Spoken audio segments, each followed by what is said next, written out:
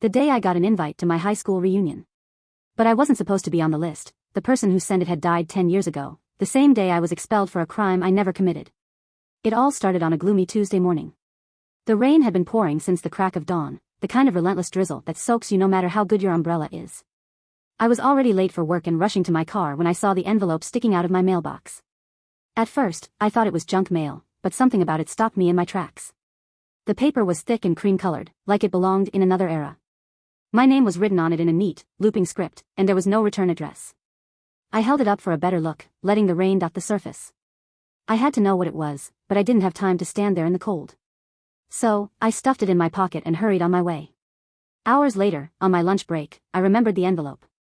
I was sitting in the back corner of Morton's Diner, the place I've worked for the last 8 years, scarfing down a ham and cheese sandwich. I tore open the envelope with greasy fingers and pulled out the contents. Inside was an invitation, fancy paper, embossed letters, the works. It was for my high school reunion.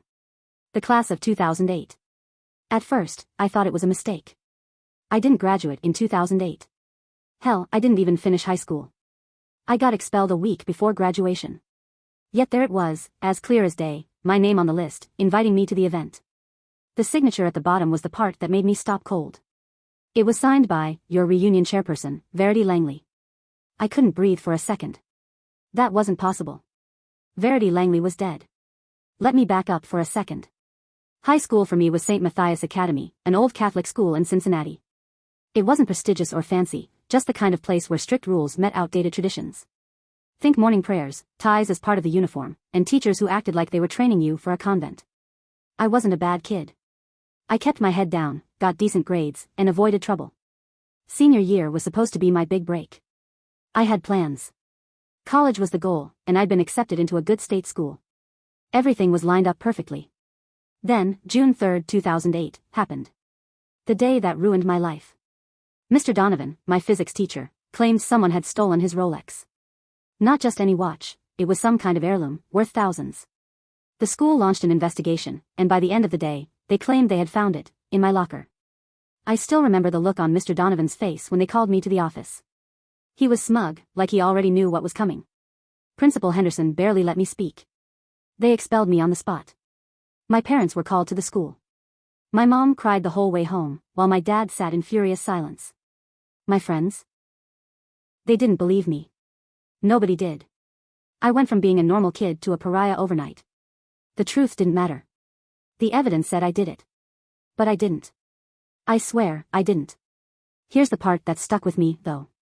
The same day I got expelled, Verity Langley died in a car crash. She was the golden girl of our class, cheerleader, straight-A student, always organizing events. Everyone loved her. Her death hit the school like a tidal wave, and my little scandal? It got swept away in the current. For 10 years, I avoided anything related to St. Matthias. I stayed in Cincinnati because I didn't have the money to leave, but I made sure I never ran into anyone from those days. It wasn't hard, people like me don't get invited to the big reunions or catch up at fancy bars. I figured I'd been erased from their world entirely. Until now. The invitation sat on my kitchen counter for a week. I couldn't bring myself to throw it away, but I couldn't open it again, either. I kept staring at the signature, trying to wrap my head around it. Someone was playing a cruel joke, but why? And why use Verity's name? She'd been dead for a decade. I'd gone to her funeral. I saw her casket. There was no way she sent that invite. Still, I couldn't stop thinking about it. Questions kept me up at night. Who sent it? Why now? And what was the point? By the time the date of the reunion rolled around, I decided to go. Not because I wanted to, but because I had to. I needed answers. The reunion was at the Hotel Imperial, downtown. I hadn't been there before. It was one of those places that used to be grand but now mostly hosted events for people trying to recapture the glory days. I showed up in my best suit, which wasn't much. My shoes were scuffed, and I could still feel grease under my fingernails from work, but I walked in anyway. There was a big banner stretched across the ballroom entrance. Welcome back, class of 2008. Tables lined the walls, covered in white cloth and topped with centerpieces that probably cost more than my weekly paycheck. People were everywhere, laughing, hugging, catching up like no time had passed. And then there was me. I stood there awkwardly, scanning the crowd. Most of the faces were familiar, even after all these years. There was Bradley Klein, the guy who used to sell fake hall passes, now in a tailored suit. Elise Mendoza, who always ran for class president, laughing with a group of people. Even Mr. Donovan was there, talking to a group of teachers. I made my way to the name tag table, half expecting someone to stop me and say there'd been a mistake. But no one did. Sure enough, my name was there, Morven Sampson. I pinned the tag to my lapel and walked into the ballroom, trying to stay invisible. It worked for a while. No one seemed to notice me. Most people were too busy reliving old memories to bother with me. But then, out of the corner of my eye, I saw him. Mr. Donovan. I froze. He looked older but still had that smugness about him. The kind of face that always seemed to be judging you. My stomach churned. I hadn't seen him since the day he accused me of stealing his watch. Seeing him again brought back everything, the humiliation, the anger, the hopelessness. He must have felt me staring because he turned and looked right at me. For a moment, neither of us moved. Then he smiled, like nothing had happened. Morven, he said, raising a glass. Didn't think I'd see you here. The audacity of that man. I clenched my fists and forced a smile. Neither did I said, my voice tight. Before I could say more, the lights flickered. A hush fell over the room, and everyone turned toward the stage. A projector whirred to life, and a slideshow began on the far wall. It started with the usual stuff, baby pictures, prom photos, graduation snapshots. But then, the screen went black, and white text appeared. In memoriam. I braced myself, expecting to see Verity's picture or maybe a list of classmates who'd passed away.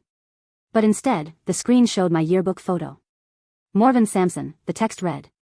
Wrongfully accused. Expelled without cause. The room erupted in whispers. My heart pounded as I stared at the screen. What was happening?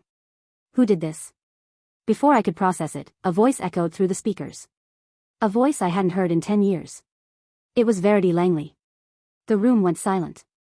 Everyone froze, staring at the screen. The voice, Verity's voice, was unmistakable. Clear, confident, with that same cadence she used when giving speeches back in high school. It sent chills down my spine. Morven Sampson, the voice said again, calm but commanding. You all wronged him. The whispers grew louder. Heads turned, eyes darting between the screen and me. My mouth went dry. I couldn't move, couldn't think. The voice continued. 10 years ago, I died knowing the truth. Morven didn't steal that watch. He was set up. And you all let it happen. Gasps rippled through the crowd. I felt the weight of every eye in the room on me. My chest tightened as the voice kept going. You deserve to know who framed him. You deserve to know what kind of people you are. The screen flickered again. A new image appeared, a grainy security camera still, showing the inside of a classroom. It took me a second to realize what I was looking at, Mr. Donovan's desk. The timestamp in the corner read June 3, 2008.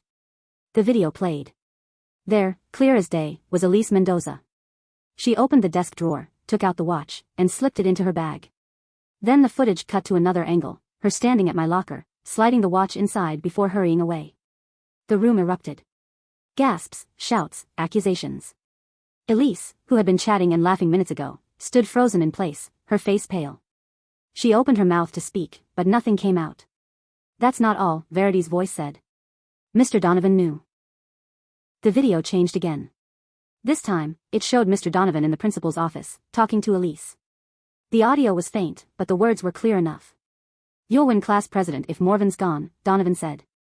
Don't worry. I'll make sure no one questions it. My stomach dropped. The man who had ruined my life, the man I had hated for years, had been in on it the whole time. All for what? To boost Elise's chances of winning some stupid high school election? The room exploded into chaos. People were yelling, demanding explanations. Elise tried to run, but a few classmates blocked her path. Mr. Donovan stood frozen, gripping his glass of wine so hard it shattered in his hand. Blood dripped from his palm, but he didn't seem to notice. I couldn't stay quiet anymore. My voice cut through the noise. Why? I shouted. My voice shook, but I didn't care. Why did you do it? What did I ever do to you? Elise stammered, her eyes wide with panic. I didn't think it would. Didn't think it would ruin my life. I said, stepping closer. You destroyed me. You took everything from me. For what? A title? A stupid campaign? Tears streamed down her face. She tried to speak, but no one wanted to hear it. The crowd turned on her, shouting accusations, calling her a liar and a fraud. Even her old friends backed away, disgusted. As for Mr. Donovan, he looked ready to pass out. I turned to him next. And you, I said, my voice cold. You were supposed to be a teacher. Someone we could trust. You didn't just let this happen, you planned it. He opened his mouth, but I didn't give him the chance to explain. You're pathetic, I said, my voice louder now. You've spent 10 years pretending you're better than everyone, but you're nothing. You destroyed a kid's future to play favorites. I hope it was worth it. The crowd erupted again, jeering and shouting. Mr. Donovan looked around, realizing no one was on his side. He dropped his broken glass and stumbled out of the ballroom, his head down. I never saw him again. Elise tried to slink away, but someone called security. A few people recorded the whole thing on their phones. By the time the dust settled, she was gone too, escorted out of the building, her reputation in tatters. The rest of the night was a blur. Some people tried to apologize, while others avoided me altogether. A few classmates even thanked me for showing up, saying they were glad the truth had come out. It was surreal, hearing those words after years of being ignored, but I didn't care about their approval. As the party wound down, I stood alone near the bar, watching the last of the guests trickle out. That's when I felt a tap on my shoulder. I turned, expecting another awkward apology, but no one was there. Instead, I found a single white rose sitting on the counter. Verity's rose. I picked it up, holding it gently in my hand. For the first time in years, I felt like I could breathe again. I never found out who sent the invitation. Maybe it was someone who knew the truth and wanted to set things right. Maybe it was fate. Or maybe, just maybe, it really was Verity, watching from somewhere beyond, making sure justice was served. Whatever the case, I left the reunion with my head held high. For the first time in a decade, I wasn't ashamed of who I was. They couldn't take my life back, but they couldn't keep the truth hidden either. And as I walked out of the Hotel Imperial, clutching that white rose, I smiled. Because for the first time in years, I knew one thing for certain, I had won.